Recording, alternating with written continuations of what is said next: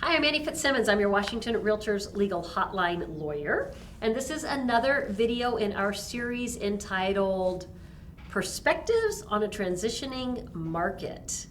And Shelley, thank you for getting back in the studio with me. Yes, I'm loving it. And we'd like to introduce Jen Dempsey. She is an escrow officer extraordinaire. So grateful that you are here with us today, bringing your, sorry, I hope this doesn't date you, but your years of experience in this industry, which is why you are so valuable to us in the studio today, sharing your perspectives on how brokers can help escrow accomplish the goal of the transaction, right? So Jen, before we get started, would you introduce yourself, please? Yes, I'm Jen Dempsey, and currently I work at Thurston County Title in Olympia. So thank you for having me. I appreciate it. I'm excited to talk to you guys about communication and our changing market as it is, so which is ever changing in real estate. And just so we really know what you're talking about. You've been in this industry for a little while? Yes, I've been in this industry for a little over 25 years. Okay. So yes, don't date me.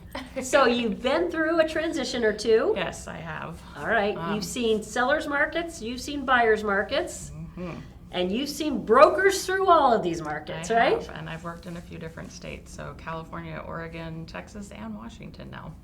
So All different right. of them. Excellent. So, Jen, what are you seeing right now? We've been talking in this video series about the transitioning market. So recognizing that, 6 months ago, sellers were writing all the rules in the industry. What are you seeing today? It's kind of shifting a little bit towards buyers. It's still kind of not a really happy medium yet. But Meaning that sellers still have a little more power? yeah, still Okay. a little bit. Houses, it looks like, at least in our area here in Thurston County, still a little bit more houses on the market, and they're staying on the market a little bit longer. In the escrow process specifically, what are you seeing? Housing escrows are taking a little bit longer to close. A little bit different loan programs. Not as many cash buyers. Okay. Sellers are doing a little bit more carrybacks.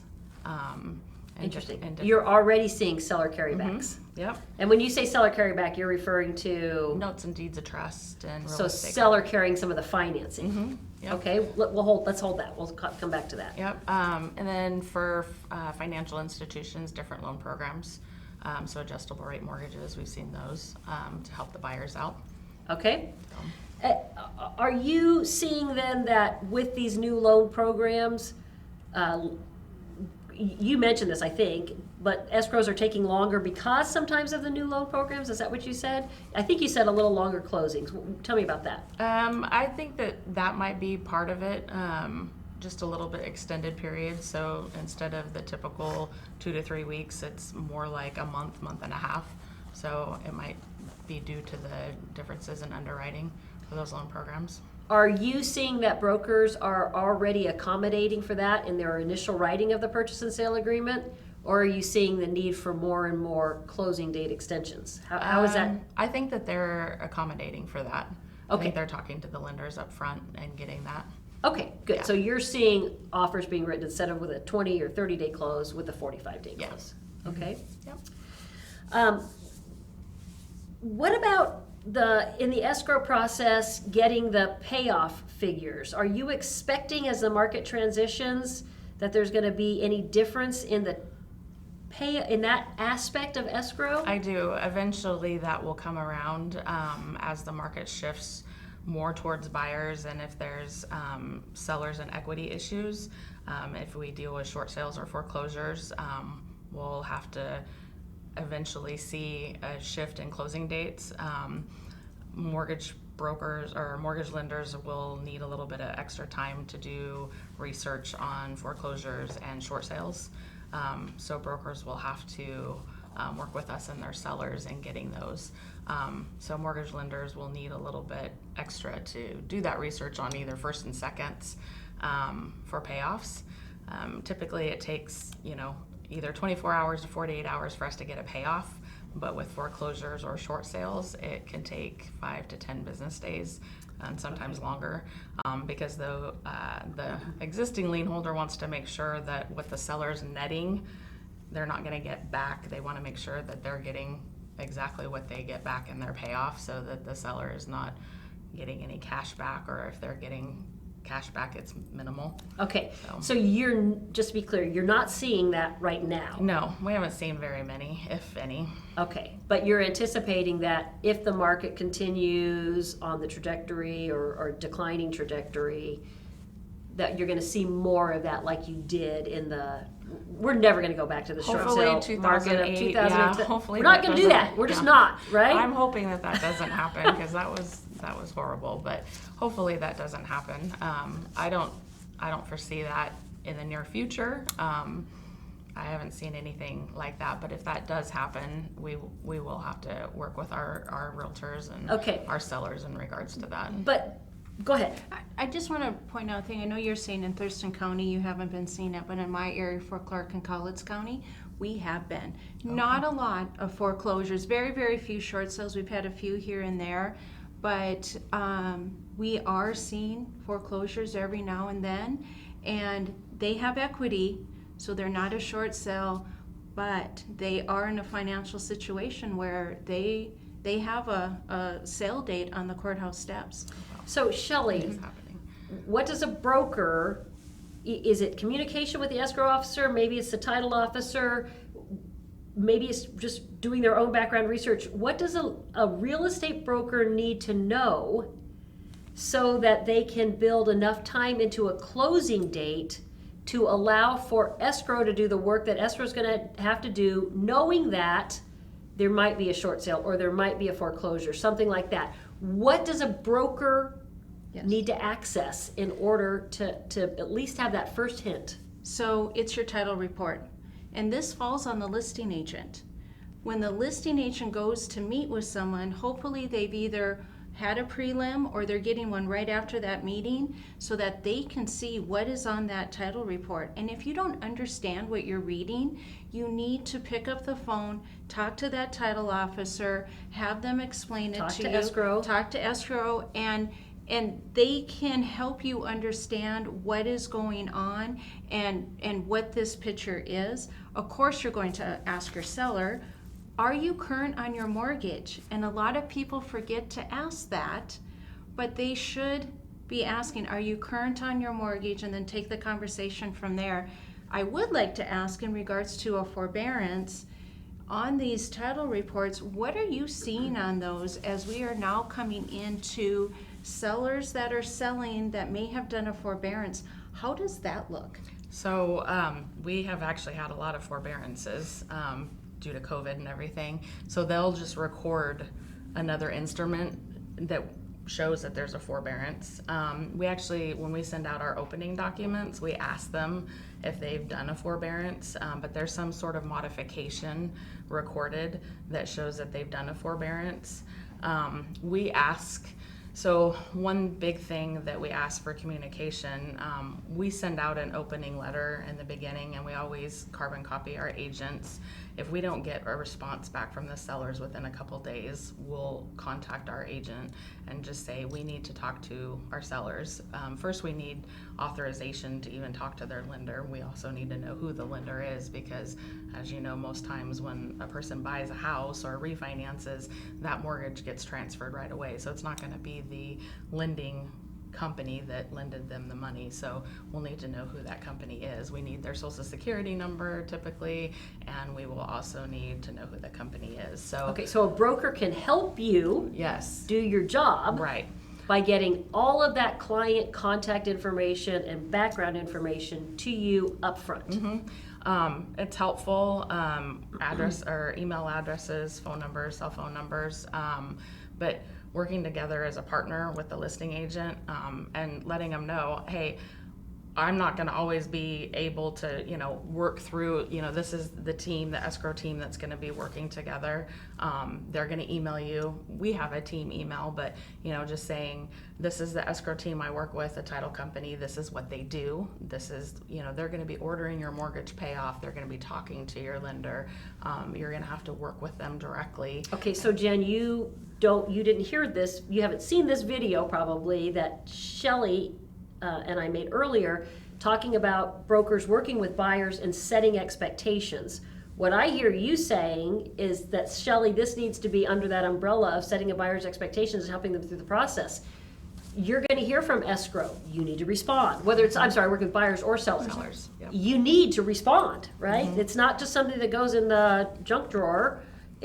You need to respond to these communications. Yeah, we're a partner in crime with your with your agent, so we're kind of the ones in the background that, are getting all the paperwork together and that sort of thing. But we've asked sellers to come in and bring all the documents that they've gotten in regards to forbearance or foreclosure, so that, and we've actually talked to them and gone in a conference room and gone on speakerphone, because sometimes the mortgage companies get a little stinky and they don't want to talk to us. So you're saying communication is super important. It is. Communication between the title officer and the broker, communication between the title officer and the lender, the buyer's lender, the seller's underlying lender, with the seller themselves, you need communication. That's what I'm hearing you say.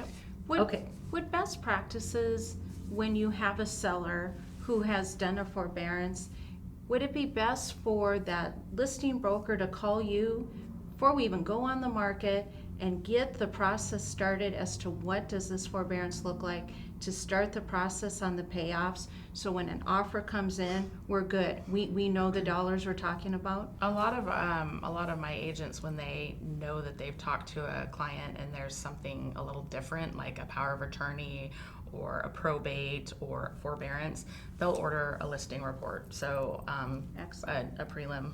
A lot of people call them a little bit different. We call them listing reports. So they'll pull up a title report before they've even gotten a buyer, just to look at the property to see what's on there. And if there's any questions, they'll either call me or our title officer just to kind of go through that. And if there's like a power of attorney, they'll submit that to get approved beforehand, or if there is a forbearance on there, they'll ask me, do you think that there's going to be a problem ordering that ahead of time? And they'll submit documents to us to approve and look at beforehand, so that way when a buyer does come, we're ready to roll. We have everything, and that way we have a relationship with the seller already, and it's easier because you can say when a buyer and a buyer's agent come along that, hey, we have a power of attorney, we're going to sign with this, or there is a forbearance, but we've already worked with our escrow team and our title team, and we already have it cleared. Okay, so let's make sure everybody's operating on the same page here. You referenced a title report and a prelim. You've referenced a listing report. I'm going to use the term preliminary commitment for title. There we go. Every listing broker needs to order a preliminary commitment for title at the time the listing is taken, not before, but after, because it's very expensive for a title company to prepare the preliminary commitment for title. But Jen, what you're saying is that then the whole escrow process is going to be built around that preliminary commitment for title. Whether it's forbearance, it's going to show up on there. Ordering payoffs, it's going to be ordering payoffs based on the liens that show up there. So Jen, I'm a listing broker.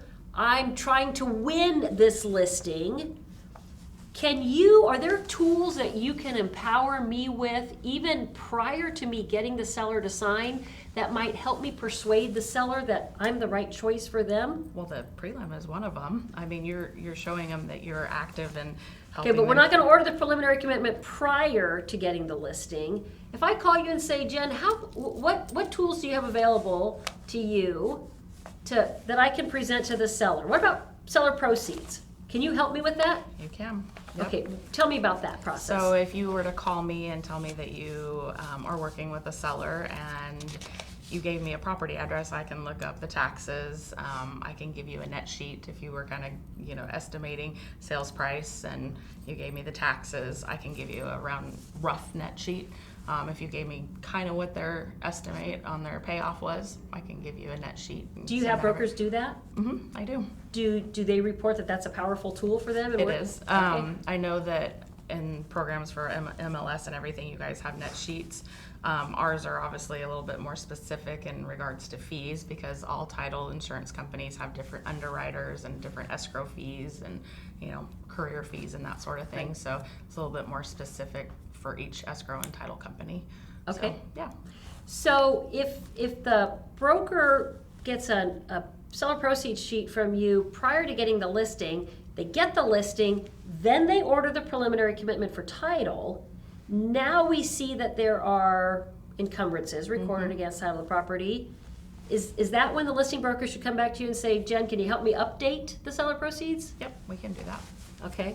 Yeah. Usually there's not typically a huge change, but if they've got a payoff on there that they didn't expect, if there's a lien like for taxes or an HOA lien or that sort of thing, then we can kind of talk to them about that. So. Okay.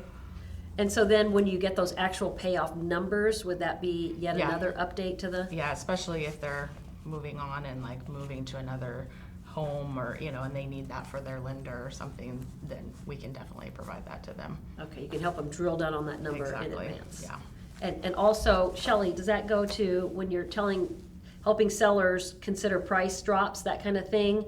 Seller, now we've got your payoffs, or at least we have the title report, we know, does that help the broker counseling the seller with respect to price drops? It does, because if we're talking, hey, we need to reduce our price 10,000, here is what your estimated proceeds will then look like. I think it's crucial that anytime you do a price change, you do a new net sheet. When you get an offer, you do a net sheet to that offer. And if there was any counter offers going back and forth in relation to money, you get, if you can, either another revised net sheet or you just do the math yourself so that seller understands. I know. No. Let's not say that. Okay, we won't do the math ourselves. We will call escrow to help us. Jen, if we call you and say we need a revised net sheet, are you patient in giving us Oh, yes, we can do that. multiple net sheets? Yeah, they're in the system. It's easy. Okay. Because I think it's so important. Through my years, there have been so many times I've heard the stories. When the seller listed their home, they thought they were walking away with X. But as the offer came in, price reductions, whatever was happening, they walked away with less and they didn't realize it. And I've heard brokers say, how did they not know? We just took it for less. People are not thinking that there is so much going on in their world that when they have a number in their head, sometimes they don't think to do the math that, oh, I'm getting less. And so we need to help our client and show them here's where that number will be now. Are we good? And so it's crucial, absolutely crucial. Yeah. And there might be, I don't know, something tells me there's like a law or a rule or something out there that says brokers need to be accountable to the funds, not necessarily putting them, like making sure earnest money gets to escrow, but in doing a net sheet for a seller. I don't know if I'm going. Reasonable skill and care. That's why. Yeah. That's why I want Jen to do the net sheet and not There you brokers go. to There do you the net go. sheet, right? Yeah. So Jen, talk about. I mean, when Shelley talks about sellers being surprised at closing, talk to me about state bond money. So we do a lot of state bond loans, seconds. And so, just to clarify, we're not talking about the buyer in this transaction No, we're coming with talking state about bond the money. seller. The seller, when they purchased, they took state bond money. And that's a big surprise. You've probably experienced that when we get the title report. There's that second on there, and they don't realize that they have a second because they're not paying on that loan. So we have a lot of them they'll fill out their opening paperwork and they'll just say, oh, we have one mortgage. Well, you really do have two mortgages because there's that second Washington state bond loan, and they don't realize that they have that, $10,000 to $15,000 loan on there, and they have to pay that off at closing. And we'll call them and we'll remind them, and they're like, oh yeah, we forgot, we have to pay that off. Yeah. So there's that kind of little. Because the state bond money, when they took it as a buyer, it was a loan. It shows up with a deed of trust against title, but they never get a mortgage statement. They don't pay a monthly payment on it. They don't even get a reminder of that until they go to sell the property. Yep. Okay. We always look at our money that's coming out And I always make sure that we're clear that the seller's getting enough and netting out. And I always make sure my agents, especially on those, and anytime that a utility bill is way higher than what we think it should be, like if it's over $500, because there's some cities that like to collect $1,000, or we always send those to agents ahead of time so that the seller's not calling going, what is this? So that they're not surprised. Communication, you mean? Yes, I try to communicate back to my agents as well, So you make it a two-way street. I want to talk more about what good communication looks like, but let's save that for a little bit. When you said that one of the things that you are seeing right now in escrow, I think you said, is sellers making more concessions to buyers. That's starting to be a shift in the market, still a seller's market. But so what if something comes along where during the inspection contingency negotiations, let's say, buyer asks seller to pay some of buyer's closing costs. You didn't hear about it at the time that the offer was written. Is that a problem? It is. I kind of need to know that addendum. I'll get loan docs and it'll have on their CD that seller's paying $10,000 worth of closing costs, but I had no idea. So I get that instruction from the lender, but I don't have that instruction from my buyer and seller in an addendum or on the purchase and sale agreement. So I email the lender and say, how do you know that? And they're like, oh, well, we got an addendum. So I email my agents, but it kind of tunnels our workflow because everybody wants to sign now, and I kind of need that, and I can't get a hold of everybody because. So all of a sudden, you can't close the transaction timely, not because of a problem in your office, but because the broker didn't have good communication with you up front. Right. Or in this case, it was as the transaction evolved. That addendum didn't exist at the time of mutual acceptance, but it came along after mutual acceptance. Brokers, Shelley, how do you train brokers to make sure that they are not only communicating with the other side and with their own designated broker, but the importance of communicating with escrow so that escrow is not blindsided at closing? It's huge, right? Because they're your partner. If you give them the information too late, too close to the closing date, and now everybody is scrambling, they may not be able to do their piece timely in order for us to close on time. But if as soon as you haven't, like an addendum signed, you send it out to everybody. Put everybody on the same email, so it's just one email. Got the lender, you got escrow, you got the other broker, you got the other firm. Whoever needs to know, put them all in one and just send it off. It is just so simple. I think there's nothing more frustrating and worse for escrow, and just really for all parties, but I always feel for escrow when things are getting dumped on them at the last minute, and they're like, I had no idea. They're trying to help because they're not there to hurt us. They are there to help us, but they can only do so much too, at a moment's notice. And so to help the whole transaction and to help escrow, make sure they know everything timely. When you know it, they should know it. If you receive something from the other party and you're not sure if they sent it to escrow, send it to them anyway. I bet escrow would love to have documents twice versus Not zero. At all. Yes. I would. So Jen, let's pick up on this a little bit. Shelley's she's saying that she trains her brokers to communicate well with escrow. On escrow's end, if you receive that email from broker, how is broker going to know that you received it? I email back and say thanks. You always acknowledge. I do. Do you think that's typical within the escrow industry, that escrow officers are going to communicate back with their brokers so that this communication becomes a two-way street? I would hope so. Yeah. We don't. I can't say for everybody, but I mean we do reply. What if you send an email to a broker and you get no response? What does that tell you? I don't know if they got it or not. Don't know if they got it, don't know if they connected with what the message was. So then, do you have to follow up then?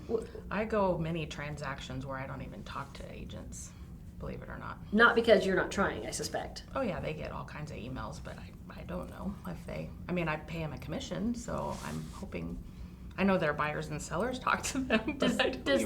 Are you handcuffed in that transaction if you're not getting communication from the broker? Yeah. I mean, I get a commission demand from their office, and I don't talk to them during the entire transaction. I just call their buyers and sellers, schedule them, and send them a commission to their office. But I mean, it does. It's frustrating sometimes, but we just go on. Okay, all right, you make the Close best of it. close the transaction. So let's pick up a little bit on, you said that you're seeing, that part of the reason for maybe some of the longer closing dates is you're seeing some different types of transactions, some different types of financing vehicles. You mentioned seller carrybacks. In real estate broker language, that means Form 22C, seller financing. I will say that we don't teach Form 22C very often. I have one class where I cover Form 22C. I suspect most of your brokers are not all that trained in seller carryback transactions. No, I am not a fan. I'm okay, obviously, with seller financing. It is not for everybody. You really have to understand what is happening. Everyone needs an attorney to help them through this process. Over my 30 years, very, very few seller financing being done, and not just me, just other brokers that I know.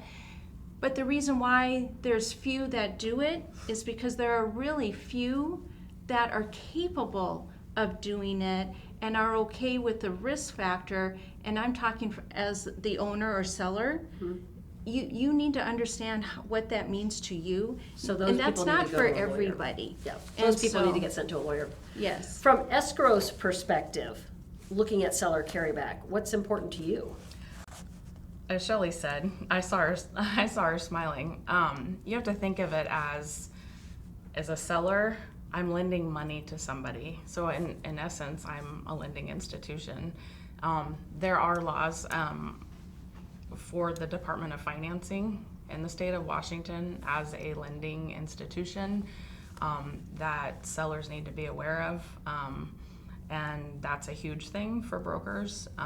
So as Shelley said, the best thing for a broker would be for them, if that is a vehicle that they need to look into, is for a buyer and seller to talk to a real estate attorney. Okay. That would probably be the best advice. Okay, but, here's the big but. Because I agree with you 100%. I wish every broker would send every potential seller financing buyer or seller to legal counsel. But we have a statewide form for Yes. seller financing. So the fact is, brokers will use the statewide form for seller financing. I have never gotten one that's ever been filled out correctly. I was just to say, Okay, so They brokers are. work with your managing brokers who also may not know how to use the form. But when Form 22C is used, it requires attachment of either a real estate contract Or a note and deed of trust. or a note and deed of trust. Can you facilitate the brokers We with, can give them copies. They're actually available online from the Washington State Board for LPO. they're also available online through the Northwest MLS Forms delivery system. But we're talking about the LPO, which stands for? Limited Practice Officer. And so there are specific forms Correct. that brokers must attach to the Form 22C for the real estate contract or for the note and deed of trust. Correct. And why is it important to you that they attach those LPO forms? So those are the forms that we're allowed to prepare for their clients. And those are the forms that we know that they've read and approved. And those are the forms that we can use for that transaction. So if they don't use the LPO form for We real can't estate, prepare them. you can't close that transaction. Or you can maybe close the transaction, but somebody else is gonna have to provide those financing vehicles for you to use. Yep. You can't prepare the note, deed and trust, or the real estate contract unless they use the LPO forms, right? Can I ask a question for that? So for escrow, and I hear this quite often. Hey, escrow, I have a seller that wants to do financing. I got this form. What is the difference between a real estate contract and a That's not a promissory fair note question and for- deed of- Yep. But, right, so I'm assuming you get those questions, right? And then what do? They have to ask legal advice. Have to ask legal advice, and that is one of the number one reasons to go seek the advice of an attorney, is because no one even knows what the difference is. They don't know what box to even check. Okay, so, and I immediately was jumping up to protect Jen in that, and I see that you were trying to illustrate a point there. So let's work with your illustration. Buyer seller says, I need this information, or broker says, I gotta know this information. They could call the hotline and get a bit of an education on the difference between real estate contract and note and deed of trust. But they go to Jen. Jen says, can't tell you this is practicing law, I'm not licensed to practice law. Shelley, tell brokers in this video, what do you need to say to Jen when she says, I can't give you legal counsel? Do you need to jump up and down and say, but yes, you've got to tell me the answer to this question? How do you respond, brokers? Okay, first of all, be kind to your escrow officer no matter what the answer is. Because they, once again, are not here to harm the transaction or to hurt you. But as everybody in the real estate industry, we all have our piece. And so escrow has their piece, they have their boundaries.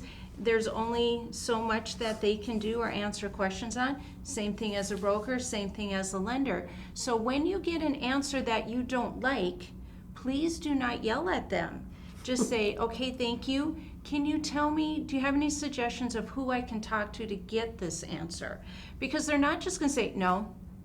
They probably know. I have to tell you, through the years, the escrow officers that I have worked closely with, I mean, I lean on them because I know I don't know everything, and I lean on them saying, help me. Is that what you expect, Jen? Mm-hmm. Yeah, we would give them referrals or give them some options. Yeah. I love escrow. Everyone should love We're their not just escrow. going to kick you out to the curb, No, that's for sure. No, huge wealth of knowledge can help guide you through it, can tell you the definition of words that they use, and you're like, I have no idea what that is. And they're like, it means this. Great. You know? So what I just heard you say is that escrow is a mind reader. No. Right, Jen? No. I wish. Okay. Not mind readers, still comes down to Communication. gotta have that good communication, right? Okay, really quickly, we're gonna wrap up this video, but you had talked about some of the different programs. You had mentioned the seller carryback. You'd also said adjustable rate mortgages. I'm sorry, you did say adjustable. What I meant to say, though, was the other A word, assumptions. So adjustable rate mortgages, those carry different types of requirements, and we're gonna expect maybe longer closing times, maybe if there's some lender familiarity or unfamiliarity with the program. Talk about an assumption. So I'm a seller and I have a VA loan. Those are pretty typical. That's something that I can market, that loan is assumable. VAs are usually always assumable. Some FHA loans are assumable. Actually, conventional financing, adjustable rate mortgages programs are assumable. Some of them are. But those programs, when the market kind of goes in this So way. we've got a seller who's selling and they have a VA loan at 4% from yesterday, and now rates are, I don't know what VA rates are, but let's just pretend they were at 6%. That's what you're saying, is that's a marketable product for that seller to make their home more attractive. VA, or I have this VA loan. So does that buyer have to be a VA buyer? They do. Okay, So so they do have to VA be veteran, and they have to get approved through that existing lender. So there is a process. There's two different kinds of assumptions. They have to go through the lender, and they have to go through that process and assume the loan. And so it's a whole kind of closing, just like a sale. So they're buying the property, they're assuming the loan and that sort of thing, just like the whole loan process and everything. There are assumptions where, like on a real estate contract, they buy on a real estate contract with the seller's still making a payment, so they're assuming it, but they're not officially assuming it, and they're making the payments through That's the a wrap, seller. and that's also available on the 22C. Yes. So And there is all kinds of risks associated with Yes, that, with there the is. seller's loan being called, and then nobody can pay it off. And Yep. so wraps are risk category Very all weird. on their own. But what you're talking about is the VA assumption. It is something that we're likely to see in the coming market. Escrow can facilitate with that process, but understand that the buyer's going to still have to go get loan approval. and that usually takes a long time. It Longer does. than the traditional 30-day closing. Oh yes, yeah, usually 60 to 90 days, if not longer. So Okay. lots of paperwork involved. Okay. Everybody gets involved in that one. Agents, lender, everybody's always involved in that one. All right. We've covered a lot in this video, most of it under the heading of communication. I don't feel like any escrow officer should ever leave a video without talking about wire instructions under that Yes. category of good communication.